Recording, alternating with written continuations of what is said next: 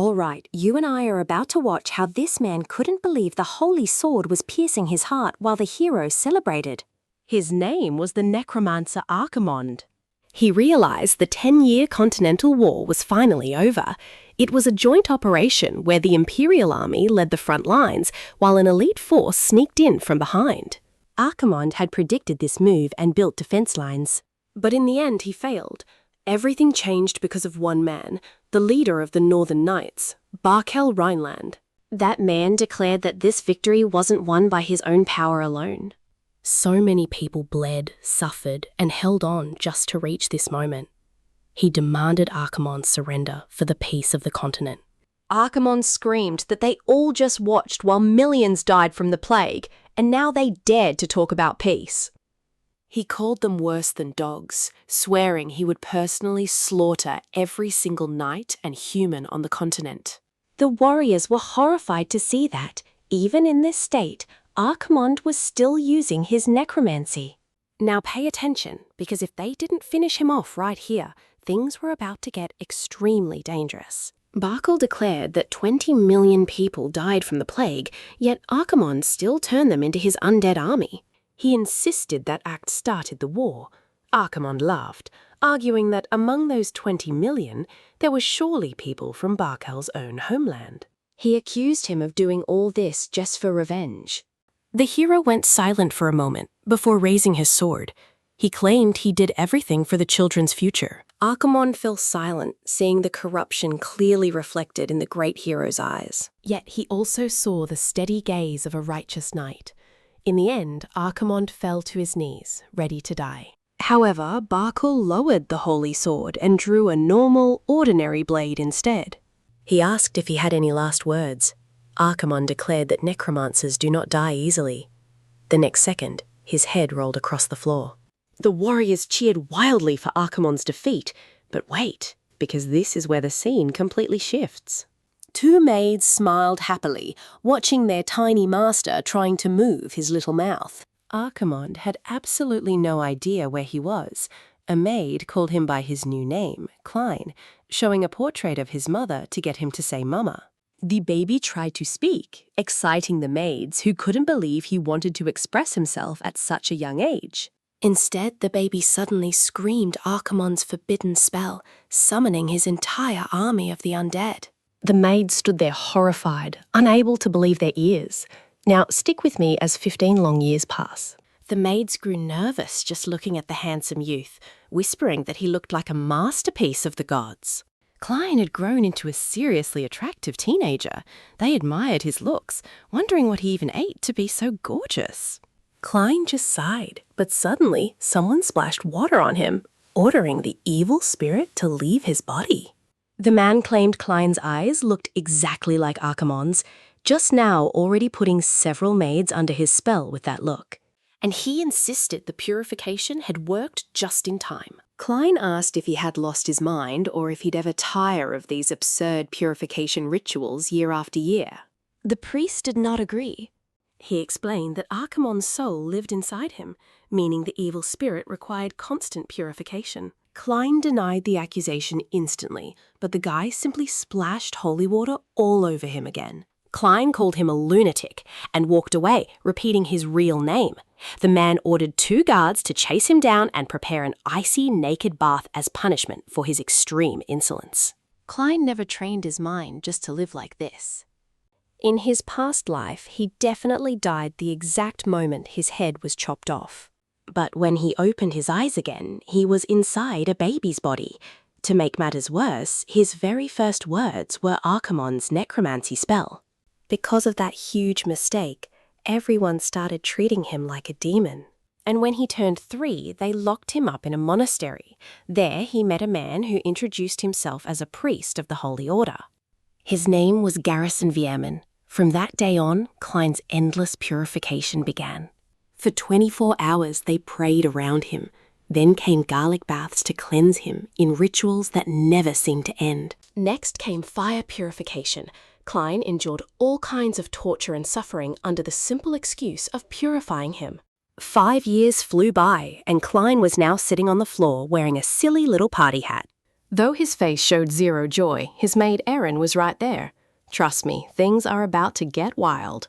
Come along with me to meet this young lord, destined to inherit the glorious Rhineland hero legacy. Those words only annoyed him, so Klein took off his hat and threw it far away. Aaron looked devastated, whispering that the hat was handmade. Hearing this, guilt flashed across Klein's face as he tried to pick it up. Unfortunately, Aaron then confessed that Priest Garrison was the one who actually made it. Klein completely froze on the spot. Right at that exact second, Garrison Veerman appeared. The priest warmly greeted young Klein, proud to see him wearing the hat he had knitted with so much care. Klein smiled, then ripped it to shreds. He coldly declared he would never wear that garbage again. Garrison shrieked that the spirit of Archman was waking up. Soon after, Dunkel, captain of the Red Chariot Knights, arrived. The captain asked if today's purification ritual was already fished. He brought up the rumor about Klein being Archman and how the Holy Order investigated him for over 10 years without finding anything. Incredibly, Garrison just nodded along with Dunkel's words. The young master realized something painful. The priest ignored him completely, but instantly obeyed anyone with real authority. Pay close attention here. Right before leaving, the captain stopped, looking incredibly serious. He whispered that there is always a tiny grain of truth behind every impossible rumor. After saying this, Garrison got ready to leave, reminding Klein about the ritual next Friday. The response was a furious shout to get out. Once they left, Klein collapsed under the couch, completely frustrated. He honestly could not understand how someone who enjoyed torturing others could even belong to the church. Achan handed him a towel and innocently asked if he was no longer Archman, which Klein immediately denied. He wanted absolutely nothing to do with that identity, even though deep down he knew the truth. Admitting it would just give Garrison excuses to torture him. Ever since his rebirth, they watched him because of that childhood rumor. Even inside his own home, the priest stalked him closely, like an endless nightmare. Achan defended Garrison, saying he probably had his reasons, and quickly shifted her curiosity to a new topic. She asked what an executor was, and if they ranked high. Dunkel answered that it was a crucial title reserved for the strongest. Barely anyone dared to challenge them. Even in the Rhineland family, only the dukes matched their level. Achan got excited about their family power and asked more questions. Klein suddenly cut off the conversation and demanded to know which of the dukes was the strongest. The captain replied that while the 7th Duke was incredible, the first remained absolutely unmatched. For the first time, his face turned serious, firmly repeating that the 1st Duke surpassed everyone else. Dunkel stayed quiet. Achan smiled, pointing out that Klein always stared at the 1st Duke's portrait, but never with admiration. The captain added quietly that nearly 200 years had passed since the family was first founded. Let's pause for a second. Looking at those 200-year-old portraits, he still could not accept it. The ancient necromancer Archmant had actually been reborn. The family portraits showed from the 7th to the 2nd Duke. And finally, the first, Berkel Rhineland, who defeated him. Archmond was back as the descendant of his worst enemy. He remembered spitting Berkel's name and the knight claiming he only fought for the future of the children. Suddenly, Klein woke up in his bed, sitting straight up while gasping heavily for air. It was just a dream, but memories do not fade. Archmond had surrendered to rage, almost destroying the entire continent. Berkel Rhineland stopped that madness. 200 years later, destiny placed him right into the bloodline of his rival. Even now, he struggled to get used to his white hair. Then, a very familiar silhouette appeared outside his bedroom. Garrison. The clergyman smiled, mentioning that he had heard Klein talking in his sleep. With suspicious eyes, he asked if the young master was perhaps dreaming of his past as the feared necromancer. Klein denied everything, blaming it on exhaustion. But unfortunately, Achan suddenly hugged him from behind. The maid excitedly announced she heard it all, even mimicking his words about destroying the entire continent. Klein almost died of fright. Before things could get any worse, the head butler Veerman arrived.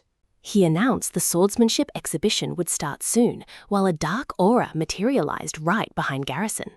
That is where we leave it, with a priest doubling his torture. What a wild ending. Alright, get ready, because today we are watching Klein shut H on up with pure terror while his screams echo from his punishment. Walking down the hallways, Butler Viamin brought up the exhibition. The Duke had personally demanded that Klein attend. The young master was shocked. His father had never invited him before. When he asked why, the butler explained the Branch family was visiting. That news instantly ruined his day. Those annoying relatives had already arrived. One mocked him, sarcastically calling him young Master Egmont. They were cousins from his father's side. The northern branch was pigging out, devouring all the food like animals. Further back was the western branch. A blonde girl stood out from the crowd with her elegant, classy look. Another relative yelled, asking if he had gone deaf. The white-haired boy simply walked right past him. The mockery kept coming. They claimed someone like him did not deserve to belong to the prestigious House of Rhineland. He admitted he barely remembered their names. To him, this family was already starting to rot from within. Now, pay attention, because this is where it gets crazy. The exhibition matches are starting with two warriors in the arena. The purple-haired swordsman took a devastating direct blow straight to the head. Refusing to back down, Dalton demanded a real fight. Dellen simply stated the duel was already over. Dalton refused to stop, attacking without hesitation. The blonde boy smiled calmly, saying that as long as hope remains for the family, they have a reason to fight. This young man was Dellen Rhineland. He was Klein's half-brother and the greatest genius the Rhineland family had seen in years. Thanks to his unbelievable talent, the family still maintained their status as legendary swordmasters. The purple-haired warrior screamed that this time would be different before lunging. Right then, Klein's eyes flashed with a faint violet light. Dalton charged forward at full speed with a wooden sword, aiming directly at Dellen. The blonde heir moved effortlessly. Wrapped in a yellow aura, he dodged the strike with smooth, unreal footsteps. Klein's eyes widened. He could see absolutely everything, every single step and movement. Frustrated, Dalton prepared another strike. At that exact moment, Klein felt the flow of mana in the family technique. Dellen kicked Dalton's wrist, ending the duel in a split second. Did you see that? With his opponent disarmed, Dellen walked away. The crowd went wild as they recognized the technique. The meteor sword. Klein rubbed his eyes, realizing this was not just a win, but a warning to the Branch families. Suddenly, someone called out his name. It was Dellen's voice. His half-brother walked over and asked him how long he had been watching. Dellen admitted he would have tried harder had he known Klein was there. Klein just stared in silence at the beloved, talented heir. He wondered why these toxic relatives had come, guessing they only wanted financial handouts. Before he could think further, someone else arrived. Heinkel Rhineland, the 7th Duke, and their father. Dellen immediately stepped up to greet him. Klein stood frozen, silently watching the powerful man who ruled the very family he had been reborn into. Heinkel proudly praised Dellen, believing his son had worked incredibly hard to reach this level. To him, Dellen was the pride of the main family. Even Dunkel praised the young heir's stunning skills. Dellen humbly replied he still had much to learn. Heinkel repeated the first Duke's teachings about the heavy duty of their knights. Dellen accepted his words with deep respect. Then the Duke turned his gaze to Klein. The white-haired boy tensed as Heinkel reached out. Placing a hand on top of Klein's head, the Duke coldly declared that he still felt absolutely zero mana inside his body. Klein hung his head. He apologized, feeling deep down like a useless burden.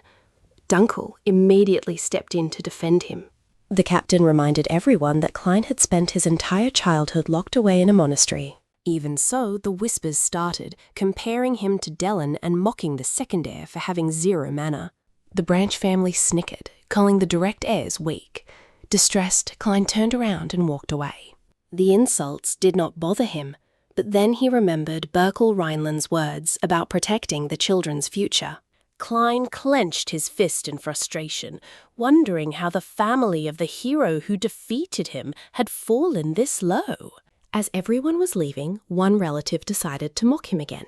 It was Dalton. He provoked him, asking how a mainline lord could not even swing a sword. Trust me, things are about to get ugly. Buckle up, because when Dalton calls Klein an embarrassment, our main character claps back, reminding him he is just side family trash too. He casually drops some nasty rumors about Dalton's scandals. Dalton freezes up, and Klein asks if his money failed to buy that silence. And with one effortless sweep, Klein sends him crashing straight to the dirt. Dalton yells from the floor in pure rage. He insults Klein again, bringing up his mother's secret, which stops Klein dead in his tracks. He slowly turns around, his expression turning pitch black. The sheer weight of his glare absolutely terrifies Dalton. The real issue was never his mother, but the side branches acting so smug. Suddenly, his violet eyes flash with deadly light. He wonders how the descendants of Berkel Rhineland became this pathetic. Luckily, before things get bloody, Dunkel steps right in to stop it. The captain warns Dalton he won't tolerate any insults toward the rightful heir. Dalton grits his teeth, unable to challenge the commander. Leaving, he mocks Klein, calling him a coward who hides behind others. Dunkel keeps a hand on his hilt, completely ready to strike at the slightest hint of trouble. Klein stays quiet, but as an idea sparks, he asks Dunkel if he has a spare sword. Night had already fallen. Deep inside the dark woods, Dunkel hands him a blade. Klein takes it silently, visualizing every single move Dellen made. Keep your eyes glued here, because Klein wants to test this sword technique, while Dunkel watches with deep worry. To him, this attempt was pointless. Klein has 0 mana, and without that, becoming a knight is basically impossible. Mimicking the meteor sword style seemed ridiculous, but Klein focuses deeply, channeling Dellen's footwork in his mind. The blade's angle, the thrust, the flow of mana, everything was engraved in his mind. His eyes glow bright purple as he memorizes the details. Suddenly, Dunkel spots a dark aura wrapping around Klein. The captain watches in sheer disbelief at the impossible sight. Right then, Klein strikes. A burst of violet energy explodes forward, obliterating a boulder. His eyes gleam as he copies the move with terrifying precision. Wrapped in that shadow, he looks like a completely different person, leaving Dunkel utterly speechless. He could barely even stutter his name. Klein just smiles, realizing he truly commands this power now. Elsewhere, a fresh purification ritual is underway. Acheon stands with Garrison, staring in absolute disbelief at Klein underwater.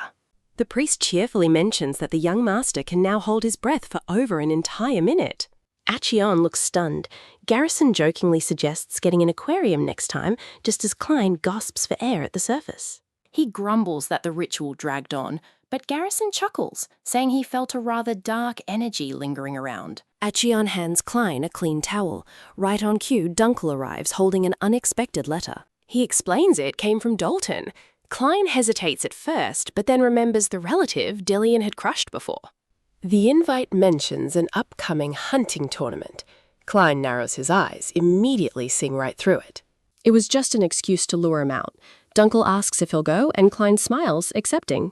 He glances over at the sword, playing Dillian's exact technique over and over inside his mind. I know what you're thinking, but yes, our guy can now perfectly copy any technique after seeing it just once.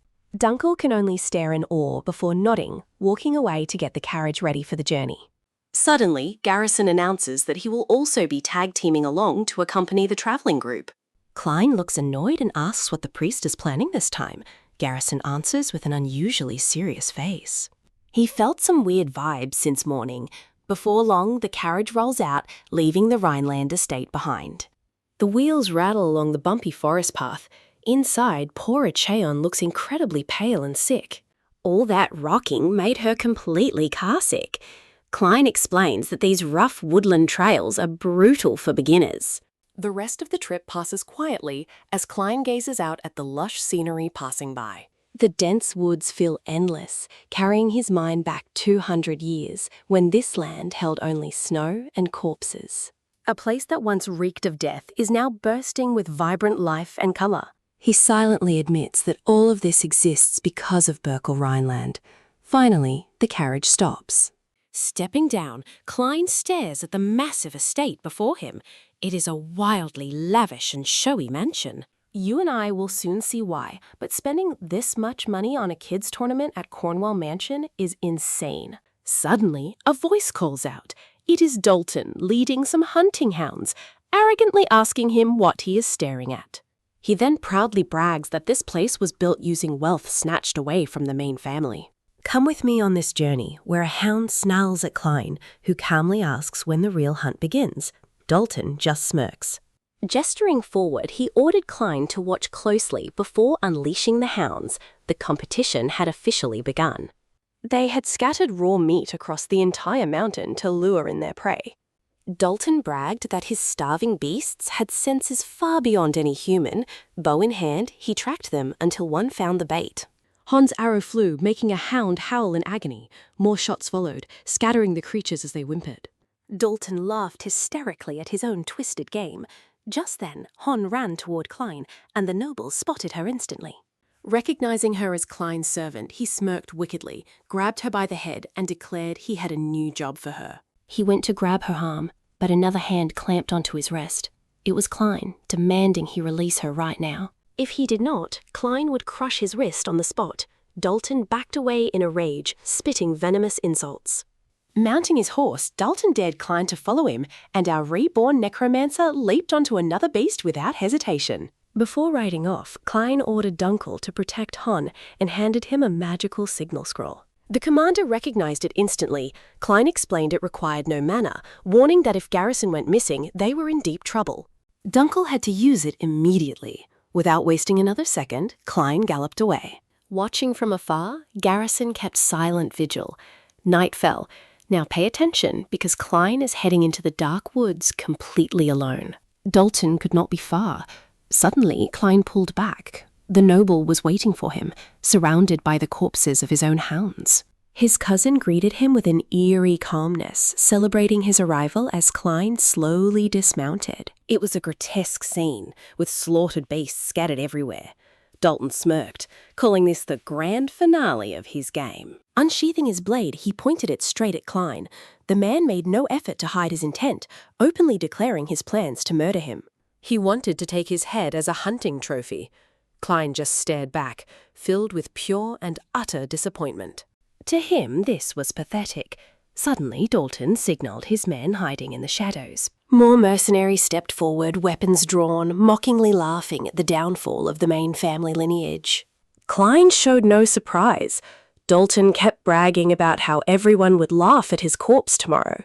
They would gossip about the second heir dying like a dog. Right then, Klein recalled Burkel's words. The promise to protect the children's future echoed in his mind. Suddenly, Klein burst into wild laughter, covering his face and leaving Dalton baffled. Did he go mad from fear?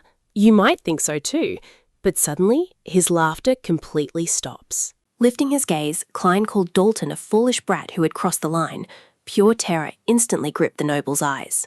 With glowing crimson eyes, he declared the Rhineland family rose because of him, and fools like Dalton were only tarnishing its legacy. A violent wave of blue energy erupted. Terrified, Dalton shrieked that this was high-level magic. But Klein had zero mana. Cloaked in dark, menacing flames, the ancient necromancer calmly decided to reveal the ultimate truth. This was not magic, but pure dark energy. The mercenaries backed away in terror as Dalton finally realized his grave mistake. Klein smiled as ancient spirits answered his call, slowly lifting his body high into the air.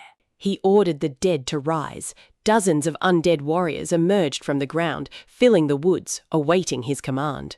The ultimate necromancer had returned. Dalton screamed in despair, denying what was happening. Pale as a ghost, he shrieked the name Archimond while staring in absolute horror at the spectral army. Klein simply pointed forward, commanding his troops to slaughter the enemy without mercy. Inside, a long-forgotten feeling surged back to life. He thought he had forgotten it. It had been 200 years of total solitude since his last grand battle. Centuries spent buried in darkness, bones and endless quiet. Yet the voices of the deceased still called out to him. Those fallen soldiers had waited patiently for their lord, a mystical bond that only he was capable of truly understanding. Snapping back to reality, Dalton was still hysterically shrieking the legendary name Archiman. Klein smirked, coldly admitting that people did indeed call him by that name a very long time ago. They thought Archimen was just some historical myth. One mercenary, shaking before the skeletons, asked what kind of monsters these were. An undead soldier with burning red eyes replied with an agonizing roar. The heavy silence didn't last, as jeers soon followed. The sellswords mocked them as useless piles of old bones. Hearing that, Klein felt genuinely insulted. Dalton arrogantly bragged about shattering hundreds of skeletons in his past. Another joked about taking a skull home. Trust me, you and I know they're going to regret this. Dalton ordered them to charge. Come with me to see how the crossbows aimed straight at Klein and his army. Dalton smiled, imagining victory, but his face froze up immediately. The arrows never touched Klein. Shield-wielding skeletons formed a wall around their master. Klein smiled, pleased. 200 years changed the world so much, nobody recognized his soldiers anymore. The enemies were stunned by those unfamiliar shields. Klein explained only ordinary skeletons fought like that. His army was different. Dalton went speechless, and get this, Klein raised his hand again. The first unit shattered the defense. For a moment, he recalled the knight Berkel Rhineland. People like them insulted the future that knight protected. He would crush them right now. The order came.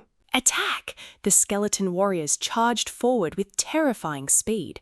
Dalton was on the verge of screaming. Since when do skeletons move like they are alive? Those undead leaped through the air, letting out terrifying shrieks. Dalton demanded calm, claiming they were just skeletons. A second later, a mercenary dropped dead, unable to react. Chaos erupted. The undead completely ran over the field. Check this out. Dalton ordered them to hold, but Klein had another command ready as skeletal archers emerged from the trees.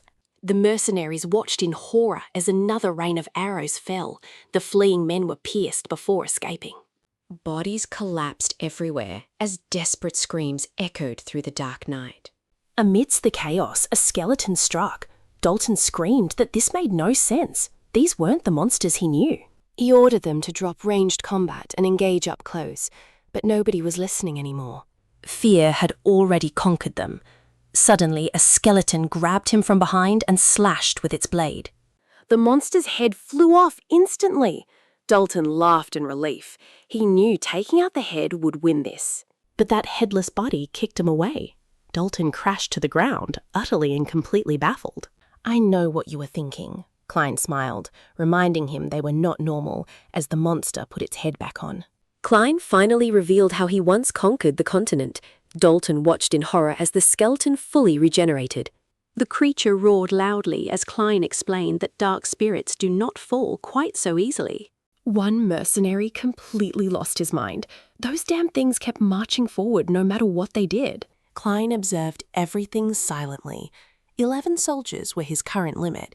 His child body still restricted him a lot. Even so, it was enough. He stepped forward with a cold smile, asking if they still wanted to fight. Far from the battle, laughter echoed by a luxurious fountain under the mansion's peaceful evening sky. Priest Garrison was chatting with Aaron, sharing stories of when Klein lived isolated in that old monastery. The young maid listened with fascination, imagining each wild scene, while the scarred priest closely watched her reactions. Garrison noticed how deeply she cherished Klein. Artem confirmed it right away with pure excitement. With her cheeks stuffed with snacks, she proudly bragged about every single one of her master's virtues. Meanwhile, in the forest, Klein coldly demanded his enemies to stop screaming so damn loud. Skeletons ruthlessly slaughtered mercenaries while she happily shared how Klein gave her cookies, totally ignoring the falling corpses. To Achan, he was simply the kindest person in the entire world. But inside the forest, his gaze was pure ice. Midst blood and dust, another enemy fell to his dark blades. Dalton watched in absolute horror as his men collapsed one after another. He defended himself desperately, but froze upon seeing a wounded skeleton heal right before his eyes. Dalton cursed the monsters. If they wouldn't stop healing, the answer was obvious. He sprinted, dodging fallen soldiers and broken bodies in the mud. Screaming Klein's name, he lunged straight forward with his sword raised high. He yelled that the game was over, because if the master dies, the summons fall. The blade descended, but Klein's eyes flashed purple. He saw it all, the angle, the speed, and the perfect timing. Dark energy surged around him as he gripped his sword. Then he remembered Dylan Ryland. His half-brother's image flashed in his mind, and Klein replicated every single movement with absolute precision. Dalton was terrified, recognizing the Rhineland style, the meteor sword. The slash sliced through the air with unbelievable precision. Dalton felt the brutal impact instantly. Dalton stumbled back, clueless how someone with 0 mana was so strong. And trust me, Klein's cold glare chilled us completely. Stick with me as we watch Dalton's true punishment begin, his terrified breathing echoing through this dark, heavy forest. Staring at his defeated cousin, Klein noted that summons lose power once their master dies. Even the great Archon fell to that weakness. A blue energy wrapped around his hand as he pondered the sheer irony of fate. The blood of his worst enemy actually protected him. Reincarnating with the Burkle Rhineland bloodline made him incredibly strong. Klein finally accepted it. Since he belonged to this family, he could no longer ignore its deep, toxic corruption. Dalton didn't understand a single word. Instantly, the pitch-black darkness swallowed him whole, and his body collapsed. Klein stared down in silence, whispering for Burkle to wait. He promised to rebuild this broken house with his own hands. Suddenly, Dalton snapped his eyes open in absolute darkness. Heavy iron chains bound his limbs tightly. He was strapped to a bizarre torture chair. Pure panic hit him as a dark shadow stepped forward. The looming silhouette announced that the traitor had finally awakened. Revealing himself, the master introduced this place as the underworld of Archon Mond. Dalton trembled. Was this the afterlife? Pay close attention here, as Klein remembers how Dalton used to torment helpless animals just for his own twisted amusement. He recalled Dalton's sadistic grin during those moments. Screaming, the traitor demanded Klein shut up and free him. He tried to threaten him, but stopped, remembering Klein's sword and that final strike. Checking himself, he had no wounds. Klein coldly explained that Dalton was already dead. Only judgment remained. Absolute panic broke him completely. He told him to listen closely. Those approaching sounds were his karma. The beasts he hunted were very hungry. Dalton screamed in agony as the pain consumed him, realizing this nightmare was born from his own cruelty. In the real world, his lifeless body lay in the forest.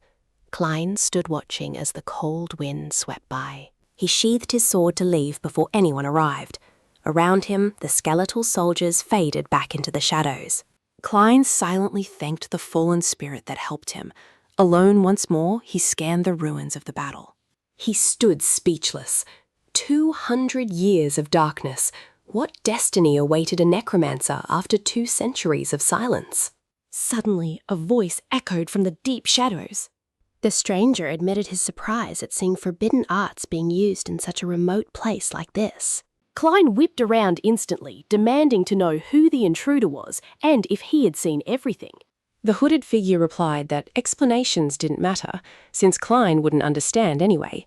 A green light glowed in his hand. And here is where it gets crazy, as multiple corpses rise up, and Klein instantly recognizes that forbidden magic. It was a resurrection art to control the dead. He immediately realized he was facing another necromancer. The stranger acknowledged Dalton's failure, but those bodies would still serve his future plans perfectly. Meanwhile, back at the mansion, Ion excitedly tried to get Dunkel to listen to some funny stories about Klein. The commander barely reacted. His eyes remained locked on the magical signal scroll. Something was definitely wrong. 3 hours had passed and a terrible feeling grew in his chest. Dunkel decided to move, but guards blocked his path. They insisted that leaving his post would cause serious trouble, since the competition was still underway. Dunkel narrowed his eyes, noticing the Cornwall emblem on their uniforms. These were Dalton's men. Everything clicked instantly. The commander warned them not to get in his way, chilling them with his icy voice. Turning to Aeon, he explained that the young master had been missing in the forest for far too long. He ordered him to head back safely with Garrison, but a guard interrupted, saying the priest had disappeared too. Dunkel remembered Garrison mentioning a sinister energy. That priest must have gone ahead on his own.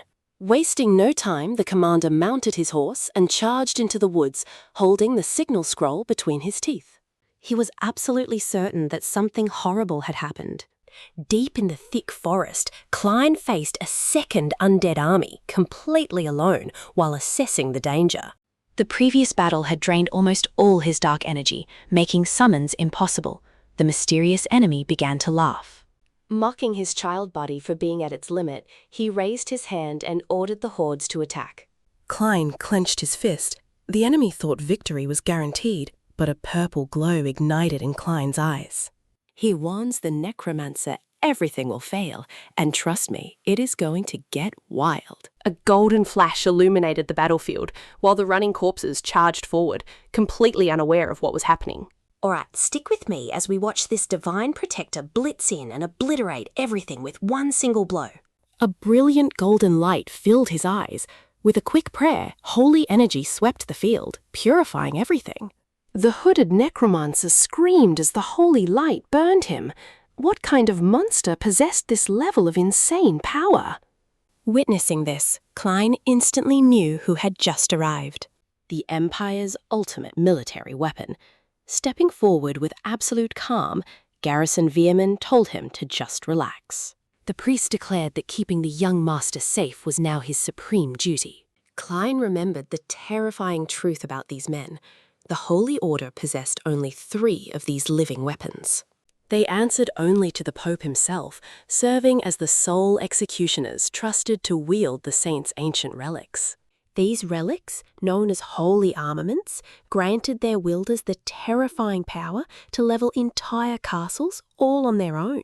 The enemy necromancer froze in sheer terror.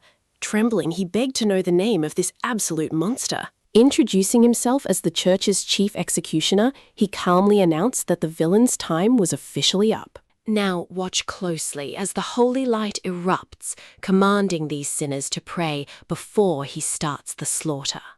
Undead corpses shattered into dust with every single strike as the priest swore to wash away their sins. A colossal shockwave ripped across the field, instantly vaporizing entire hordes of the walking dead. Clutching his glowing grimoire, Garrison called this mass destruction mercy. The Dark Mage shook, horrified that such a force was here. This ridiculous divine power deleted his army in seconds. Consumed by panic, the Dark Wizard turned and ran for his life. He cursed his miserable luck. Fighting a monster like Garrison Veerman was not a normal battle. It was a literal natural disaster. Suddenly, Garrison materialized behind him, grabbed his head, and asked where he was going. Garrison tightened his grip. Searing pain exploded through the wizard, who screamed and thrashed to break free. He whispered that the prayer was not done yet, commanding him to be grateful for his salvation. The Dark Mage shrieked in agony as sacred fire surged around the merciless priest. Garrison called down the ultimate holy flash to execute judgment. Meanwhile, Klein slowly walked down the hill, watching it all unfold. The lush forest was gone, replaced by a barren wasteland littered with ashes and shredded corpses. His face grew tense, spotting something off about the dead. Right then, Garrison called out his name. Just put yourself in his shoes for a second. Feeling that monstrous, crushing pressure up close? Even with 2 lifetimes of experience, it broke him into a cold sweat. Suddenly, Garrison flashed a strange smile, explaining he rushed over the moment he sensed trace amounts of dark magic. In a calm but menacing tone, the priest noted those dark traces did not belong to the dead wizard. Klein swallowed hard. One wrong move and this fanatic would execute him on the spot. Luckily, a familiar voice cut through the silence. Commander Dunkel came charging in on horseback, shouting out for his young lord. Klein felt a wave of relief, but pure exhaustion slammed into him. Channeling necromancy had pushed his body past its limits. Dunkel panicked, seeing the young master completely covered in dirt, dried blood, and fresh wounds. Leaping off his galloping horse, the commander rushed forward just as the exhausted boy collapsed to his knees. Holding him up, the commander begged for answers, but Klein told him to stop yelling since he could not feel his legs. Confused, Dunkel demanded to know where Dalton was. Klein answered flatly, confessing that he was the one who personally put an end to his own cousin. Explaining what happened, he revealed that Dalton ambushed him first, fully intending to murder him without hesitation. An angry old noble slammed the table, demanding to know if they really believed his son tried to murder him. The Count insisted Dalton was a knight, accusing them of trying to drag his family honor through the dirt. A blonde lord stepped in to suggest finding the real culprit, showing official documents proving Klein never once changed his story under questioning. Worse yet, official logs proved nearly 20 heavily armed mercenaries were dispatched to that area on that exact day. The Count instantly went pale, silently cursing his brainless subordinates for leaving behind such an obvious trail of evidence. Still, he tried to argue that Klein had never held a sword, making it impossible to defeat trained soldiers. The other nobles began whispering among themselves. A boy with 0 mana taking down a small army sounded completely ridiculous. Realizing his defense was falling apart, the Count switched tactics. He directly interrogated Klein, and trust me, those old childhood rumors are going to make things incredibly messy. Come with me to watch this arrogant noble mock our young master, calling him a reborn monster and looking down on his dark power. But first, they demand respect for the main family. The furious Count loses his cool, accusing Klein of sending assassins. Dead silence fills the hall. From above, Klein slowly walks down the stairs, muttering that he has heard enough of this trash. Completely calm, he explains that Dalton attacked first, and everything else was just self-defense. Plus, he reveals a mysterious enemy showed up to raise the dead. Forcing Garrison to step in, the Count panics, pointing right at him, but Klein only smiles. With a cold stare, he asks what if those rumors were actually true. The old noble freezes, absolute terror gripping his face. With dark eyes, Klein declares he will rebuild the Rhineland family himself, and he will never let anyone get in his way. Right then, a knock comes at the door and an imposing blonde woman walks in. Her long golden hair sways, and her sheer presence leaves the entire room completely speechless. Klein instantly recognizes her from a swordsmanship tournament. Despite the nobles protesting, Heinkel Rhineland calmly clarifies he personally authorized her entry. The Grand Duke reveals that Dalton was already working with the knights before his death. Because of that, she has every right to be here. The woman slowly steps forward. Watch closely as she locks eyes with Klein before demanding a private conversation after a tense, heavy silence.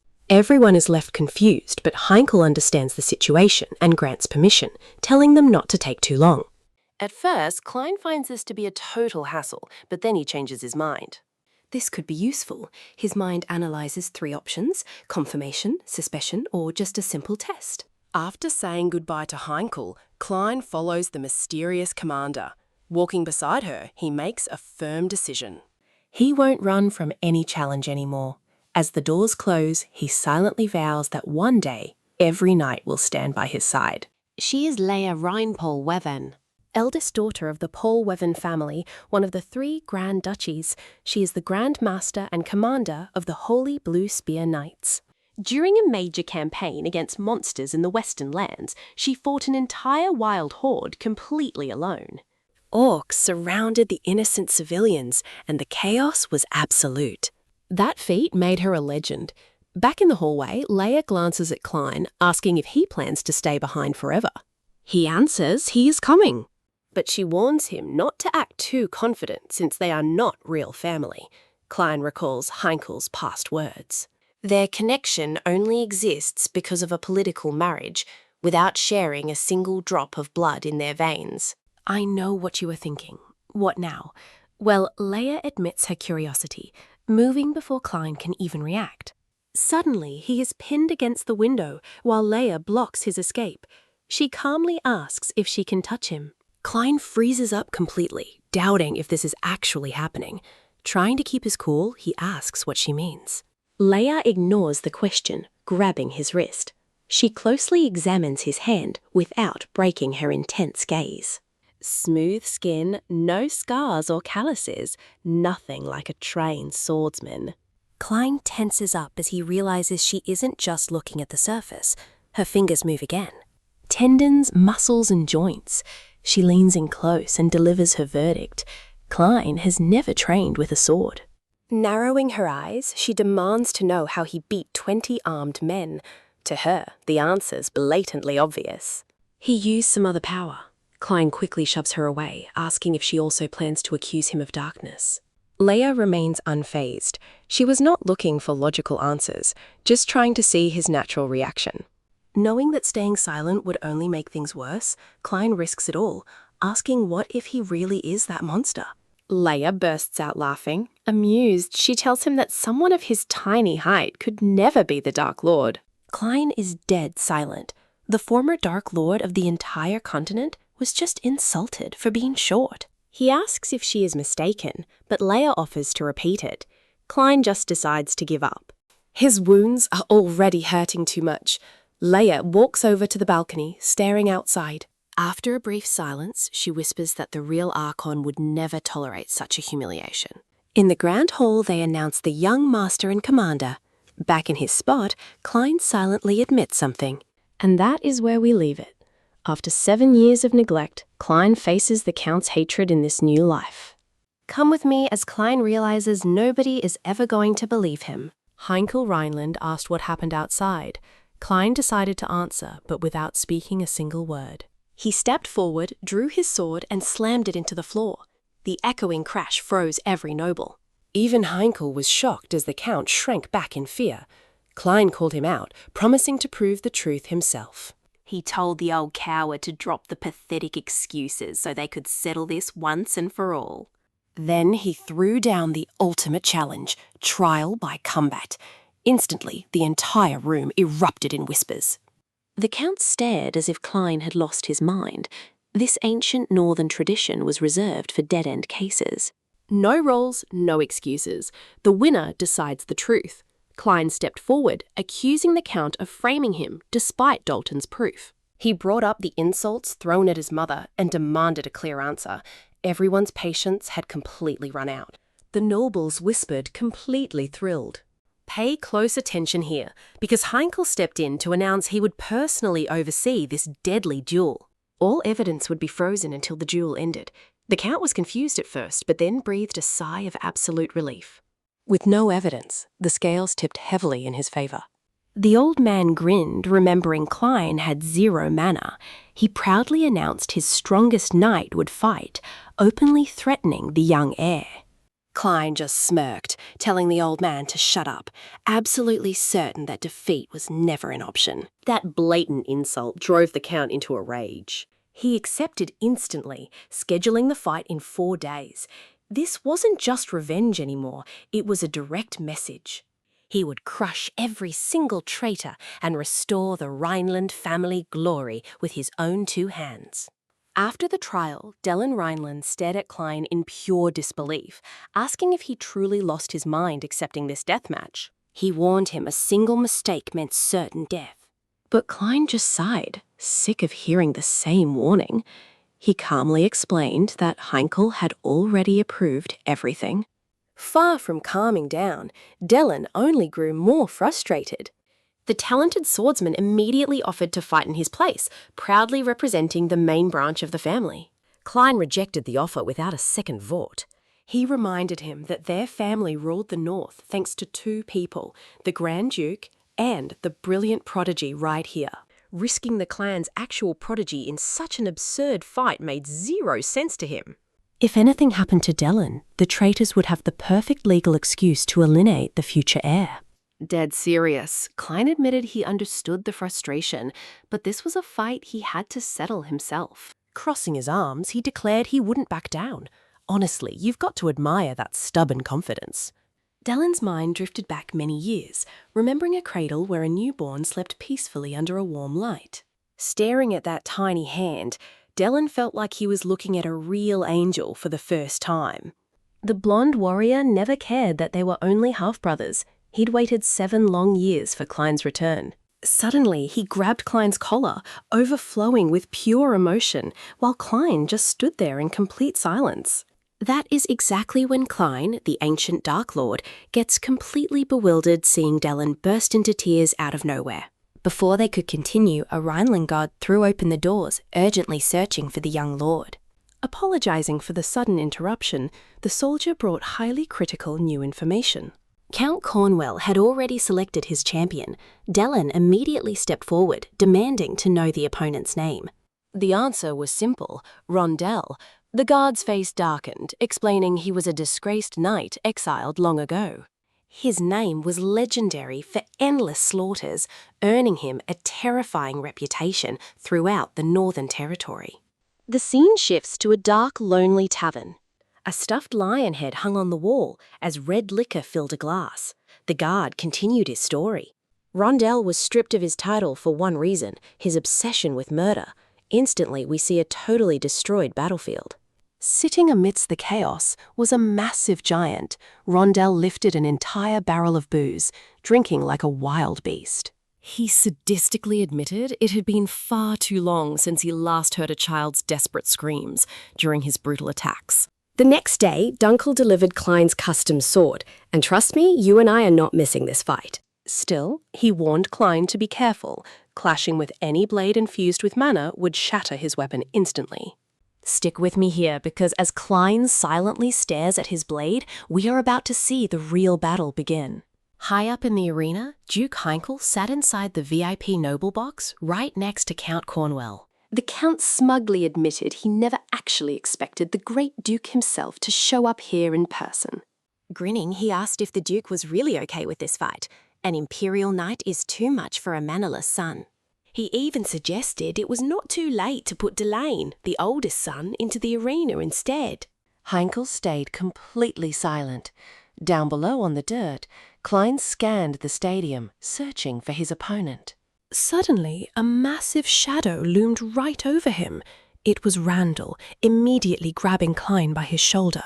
He mocked him, asking if he was the famous Klein, saying he looked way too young to be here. The giant kept laughing at his skinny arms, wondering out loud what sound his neck would make when it snapped. But before Randall squeezed, Klein smoothly slipped away.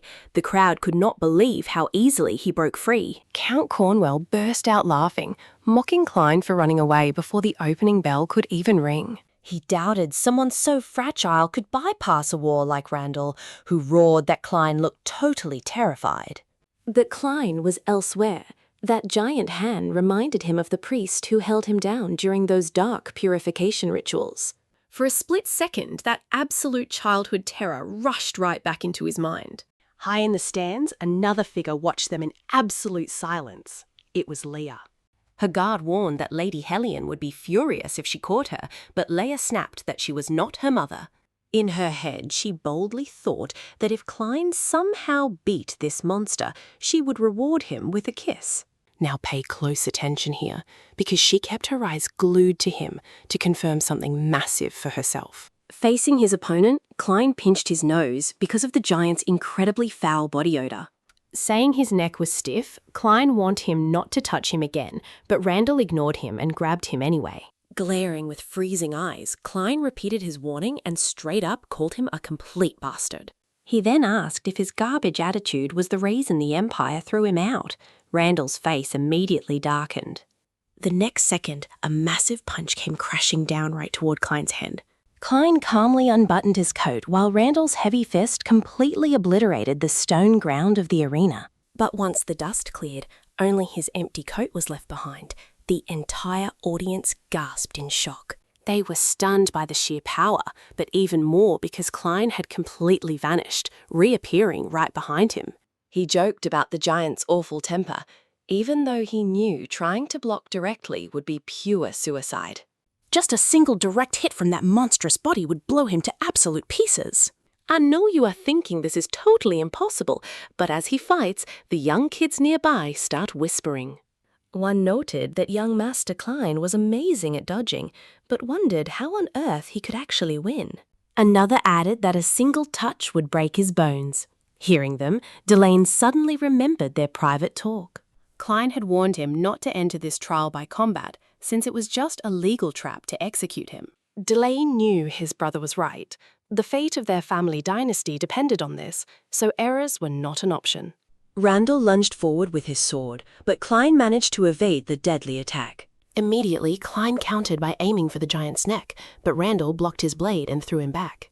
Klein stabbed his sword into the ground to slide to a stop. Right then, Randall swung again to finish him. Klein barely blocked the devastating clash.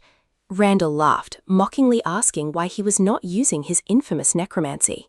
He asked if he was not the legendary Archmaid. Klein grit his teeth as a chilling idea entered his mind. He briefly considered unleashing his dark power to end this, but Randall sensed an eerie threat and leapt backward. The crowd had no idea why he jumped back, and even Randall himself felt completely baffled. He had absolutely felt something, a terrifying, abysmal shadow that wrapped around Klein for just a split second. Count Cornwell furiously screamed at his champion, but Klein smiled, promising he would never use forbidden magic here. He proudly declared himself a Rhineland, remembering that this arena was meant for proving his worth with steel alone. And trust me, you and I are going to witness if his pure physical strength is enough to win. All right, get ready, because you and I are about to watch Lord Klein absolutely humiliate his haters. Randall just couldn't swallow this. He swore to himself that the shadow was nothing but a cheap illusion. After all, he believed he was superior in strength, endurance, and experience. Mana began surging from his body. He kept telling himself Klein had 0 mana. To him, true swordsmanship meant pushing your muscles and blood to the absolute limit. Randall charged forward with all his might, bringing his sword down with crushing mana. But Klein dodged it. Using his sharp necromancer senses, he clearly read every single movement, technique, and flow of Randall's mana. Randall swung again and again, but Klein effortlessly slipped past every single one. Pure frustration consumed the giant. With a wild roar of rage, he slammed his massive sword into the ground. The entire arena cracked open as dust blanketed the battlefield. But when the smoke cleared, Klein was gone. It was like he had predicted every single path of the blade. Suddenly, Klein materialized right behind him. He calmly noted that such a massive frame left his back wide open. In a flash, his sword ran right through Randall. Pay close attention here, because this is the exact same move that left us completely speechless in the last fight. Randall shrieked in agony. He couldn't comprehend it. Klein had no mana, yet he still managed to wound him. Leia's knight asked if she saw that, but she chose to remain completely silent. Her eyes were locked onto Klein. Meanwhile, back at the Rhineland mansion, Duke Heinkel had previously admitted something very important. He confessed he would have stepped in himself, but he couldn't let personal emotions dictate his actions. If he interfered in the duel, the prestige of the Rhineland family would plunge even lower. The real issue was that they were up against an Imperial knight, leaving Klein with 0 chance in a direct clash. Dunkel asked why they had even allowed this duel in the first place. Heinkel explained that Klein stepped up solely to defend the honor of his late mother. After being falsely accused as an Archon and locked away, the boy endured everything alone. Heinkel confessed he couldn't save him back then. So now he had absolutely no right to stand in the boy's way. Dunkel reassured him, saying young Master Klein never got into fights he couldn't win. And if you thought this was over, just watch Duke Heinkel's reaction when he recognizes the secret technique. The Rhineland family survived the freezing northern lands by cutting their mana consumption to the absolute minimum. Their style focused on endurance, whereas the Imperial art aimed for absolute, overpowering domination. They release all their mana at once to crush the opponent, but the Rhineland way is different. It concentrates on targeting weak points with minimal energy. That's the true essence of the Rhineland style. Klein kept explaining that this was the ultimate style to get maximum results with minimum mana. That's why someone like him, without a single drop of energy, could still master his family's technique. He admitted he lacked destructive power, but it was enough to bring down a giant like Randall, who gnashed his teeth in fury. Mana exploded from Randall's body as his muscles swelled unnaturally. The entire crowd went completely silent. Count Cornwell smirked, recognizing the technique. It was a secret Rhineland art, releasing a burst of mana to paralyze the opponent. Randall roared that he would be the victor, charging forward with everything he had left. Delane screamed to his younger brother in panic as Klein raised his sword to defend himself.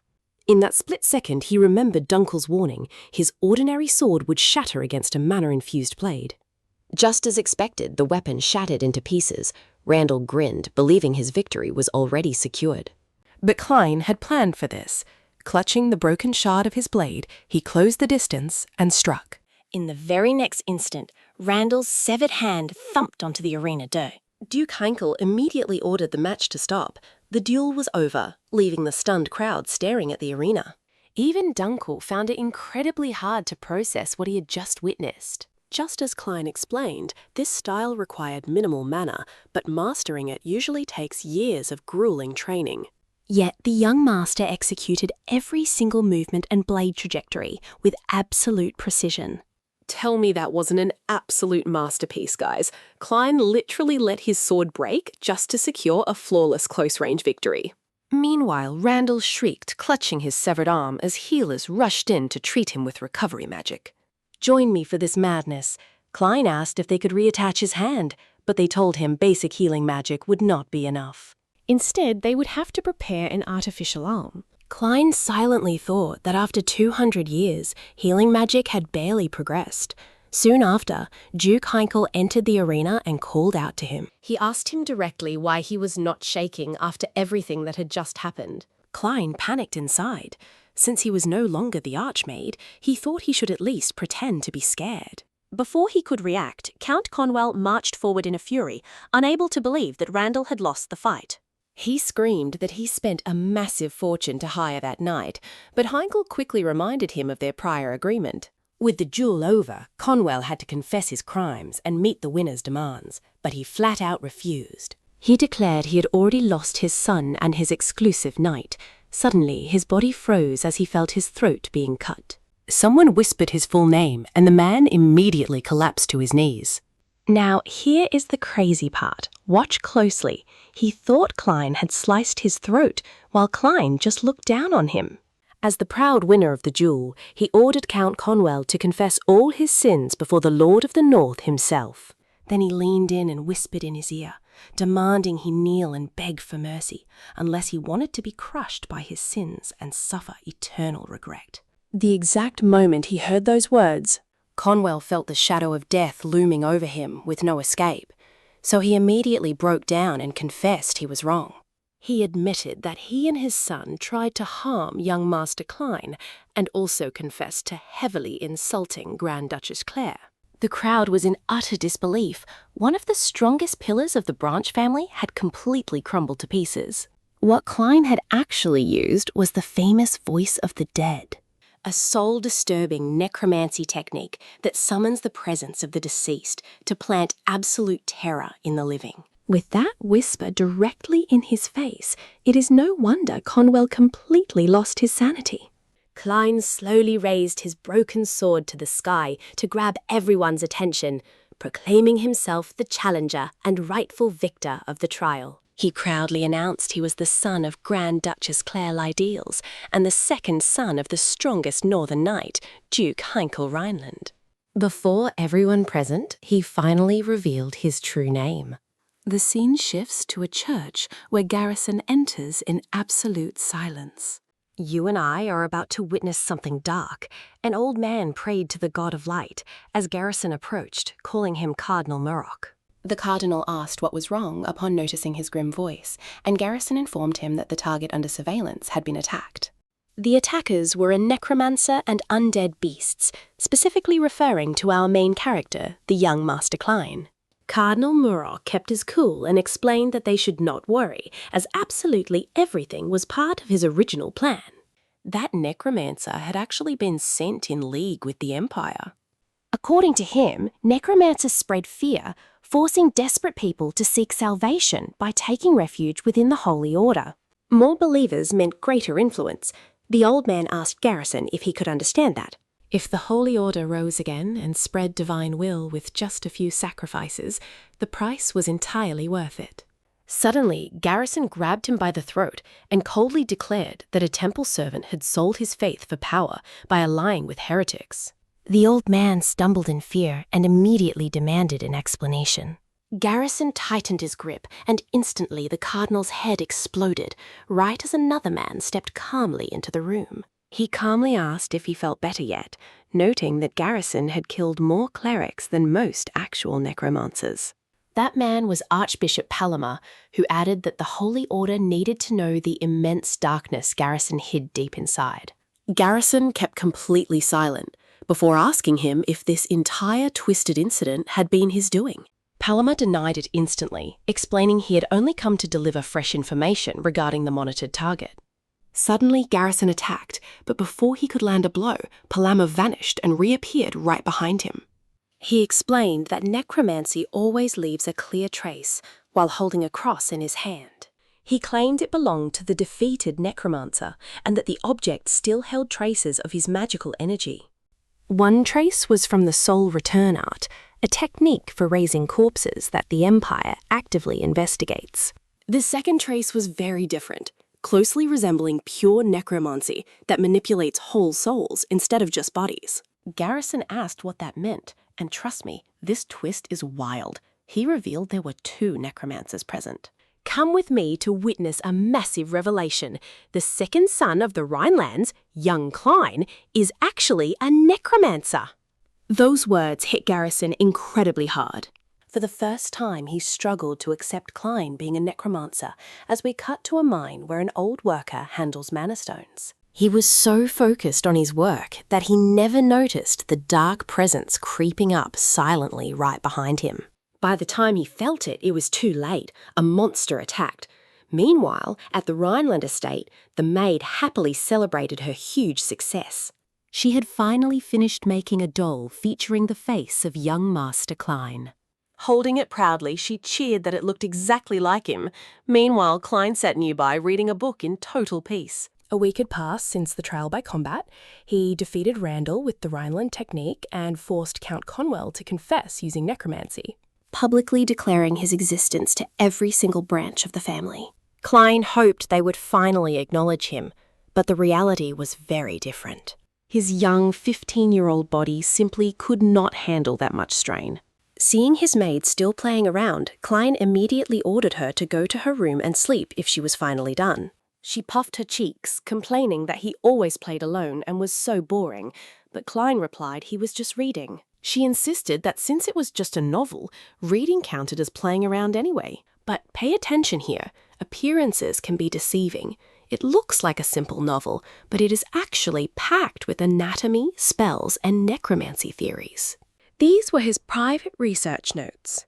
For now, Klein could only summon 11 skeletons. His control was stable, but they were far too few to sustain a prolonged war. He needed to research more, but his biggest obstacle was Garrison. That priest seemed ready to wipe out any trace of necromancy, and he was already starting to suspect him. Klein had to recover more of his former power before that annoying clergyman returned to find him. Next, we see Duke Heinkel receiving a report about sightings of dangerous undead creatures near the mines. Klein volunteered instantly, knowing deep down that real combat would make for the best possible research. His father warned him that casualties were already reported and seriously asked if he would be all right. Klein assured him it would not be an issue, and let's admit we both feel relieved seeing his father finally acknowledge him. If the enemies were undead, they were likely the very same creatures that had attacked him before. But things did not go as expected. Duke Heinkel ordered that Dunkel must accompany him on this mission. Klein cursed his luck for failing to foresee this, while Dunkel admired how beautiful the night sky looked on missions. Klein handed him a meat skewer. Dunkel thanked him and clumsily tried to help with the cooking, but Klein immediately refused, reminding him that last time he turned it to charcoal. Just sitting still helped more. Klein had one thing absolutely clear. Dunkel, despite being a knight commander, was totally useless at cooking and hunting. In the end, he apologized. Klein simply told him to keep eating while cooking more meat. In his past life, he spent over 10 years fleeing elite knights. Grilling meat was nothing compared to that. Dunkel watched him in silence before finally speaking up. He admitted Klein felt very different from other kids his age, having hidden his immense talent during their combat. Sometimes it made him wonder if Klein was truly the reincarnation of Archmand. Klein immediately warned him never to utter those words in front of the priest, and Dunkel instantly agreed. He then continued, calling Archmand a monster who turned millions of northerners into the undead. The atmosphere suddenly shifted. A strange pressure blew in with the wind. Klein fell silent and coldly ordered him never to bring that up again. Dunkel did not understand what was happening, but before he could ask, both felt a strange movement nearby. A village was under attack, and the inhabitants fled in absolute desperation from undead monsters. Before a creature could strike, Dunkel appeared and sliced it instantly, calling out for Klein right away. Klein moved calmly across the battlefield, taking down monsters while ordering Dunkel to go save the villages. In seconds, they destroyed every single undead. The grateful villagers thanked them and asked who they were. Dunkel introduced Klein as the second young master of Rhineland, while Klein walked away as Dunkel gathered information from the crowd. To Klein, raising and controlling these corpses was pure reanimation magic, and trust me, things are about to get way more intense. Stick with me, we are seeing the exact same technique from that brutal forest attack. A villager explained it all started 2 months ago, right when the Count banned entering the mine. That is when people started vanishing. Realizing those monsters were actually the villagers, Klein completely froze. Suddenly, a man grabbed Klein by his shoulders, demanding to know if he was truly a Rhineland. Dunkel stepped in immediately, telling him to calm down, but the man just broke down crying. He screamed in despair, begging for help for 2 whole months, while everyone ignored them. Now, pay close attention here. He points to the shattered corpse, revealing that undead monster was his father. That old man had done nothing wrong except work himself to death inside that mine. Weeping, he demanded to know why they suffered, blaming the Rhinelands. Klein's face went completely blank. Coldly, he ordered him to shut up, asking if this was really his fault. The villager went silent. Klein added he did not turn them into monsters. If they wanted revenge, find the real culprit. Dunkel offered to handle the situation, but Klein ignored him as dark necromancy surged through his hands. You probably guessed it. The trapped souls awaken, and Klein gently guides them away. The spirits ascended to the heavens, speaking in a strange tongue. After listening closely, Klein finally understood everything. A villager recognized the phenomenon instantly. It was soul resonance, a 200-year-old technique from the Northern Plague, and the young man saw his father there. The old man smiled peacefully before fading into the sky. Shortly after, Klein and Dunkel headed straight for the mine. After a long, heavy silence, Dunkel finally asked what the spirits said. Klein stopped in his tracks. He explained they thanked him for their rest, but begged for one thing only, absolute vengeance. Dunkel did not look convinced. He recalled their previous conversation when he suspected Klein was actually Archon Andrewborn, a forbidden secret. Suddenly, Dunkel drew his sword with force. And that's where we're left, with Dunkel demanding to know who he really is.